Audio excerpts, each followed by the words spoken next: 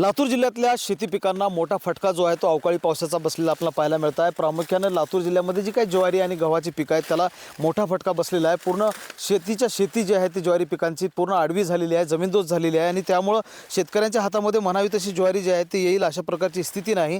लातूर तालुक्यातल्या बोरवटी भागामध्ये आपण आहोत। आपण जर पाहिलं तर अनेक शेतकऱ्यांच्या जी काही ज्वारीची पिकं आहेत ते पूर्णपणे जमीनदोस्त झालेली आपल्याला पाहायला मिळतात। बोरवटी शहरातले काही आपले शेतकरी जे आहेत ते आपल्या सोबत आहेत, ज्यांचं नुकसान झालेलं आहे। मला सांगा काय स्थिती झाली आहे अवकाळी पावसानं आणि ज्वारीचं प्रामुख्याने नुकसान झालं, अजून इतर जी पिकं आहेत ते कोणकोणती नुकसान झालेलं आहे? ज्वारी गहू पण आडवे पडलेत, ज्वारी पण आडवे पडले आणि हे आडवे पडलेले पिकाला उंदर खवळलेत खालून, म्हणजे कडवा बी वाटला आणि ज्वारी बी वाटली झाली।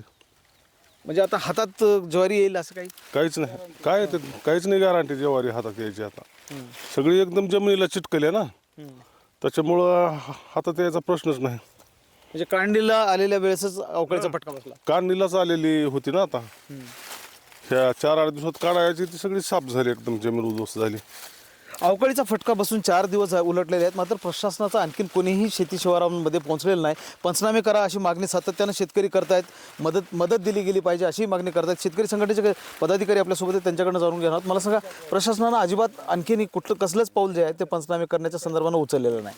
हे पहा, खरं पाहिलं तर निश्चितपणानं सातत्यानं मराठवाड्याला अवकाळी पावसाचा असेल, गारपिटीचा असेल, सातत्यानं फटका बसतोय आणि असं होत असताना सरकारचे जे निकष आहेत अतिशय अन्यायकारक अशा पद्धतीचे निकष आहेत।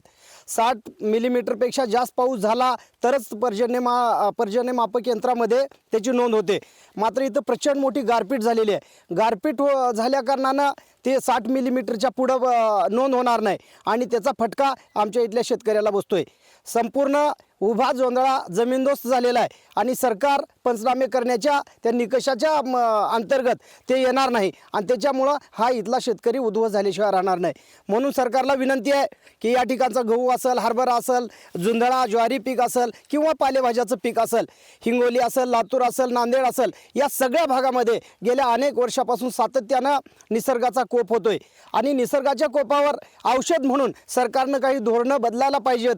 मात्र दुर्दैवानं इथला जो कृषी मंत्री असेल किंवा प्रशासन असेल, शासन असेल, हे वेगवेगळ्या विषयावरती तातडीनं प्रतिक्रिया द्यायला तयार होतात, मात्र इथला शेतकरी नागवा होतोय, शेतकरी उद्ध्वस्त होतोय आणि या निसर्गाच्या पुढं हातबल होणाऱ्या शेतकऱ्याला, बळीराजाला मात्र ही प्रशासन पंचनामे करण्याच्या भानगडीत पडत नाही। म्हणून माझी विनंती आहे क्रांतिकारी शेतकरी संघटनेच्या वतीनं की सरकारनं तातडीनं कुठलाही विचार न करता एक स्वतंत्र पॅकेज जाहीर करावं आणि रब्बी हंगामामध्ये हा उभा असलेला जो जुंधळा आडवा पडलेला आहे त्याला मदत केल्याशिवाय पर्याय राहणार नाही। म्हणजे 30 दिवसामध्ये 2 वेळेला अवकाळीचा फटका बसलेला आहे आणि त्यामधून पिकं जी आहेत ती उभा राहतील किंवा शेतकऱ्यांच्या पदरामध्ये पैसे पडतील अशा प्रकारचं चित्र नाही। आपण पाहू शकतो अशा पद्धतीनं मोठं नुकसान जे आहे ते लातूर जिल्ह्यामध्ये अवकाळी पावसानं झालेलं आहे। मोठ्या प्रमाणामध्ये ज्वारी आणि गहू, हरभरा या पिकांना इफेक्ट जो आहे तो अवकाळी पावसाचा दिसतो आहे। महेंद्र जोंधळे, TV9 मराठी, लातूर।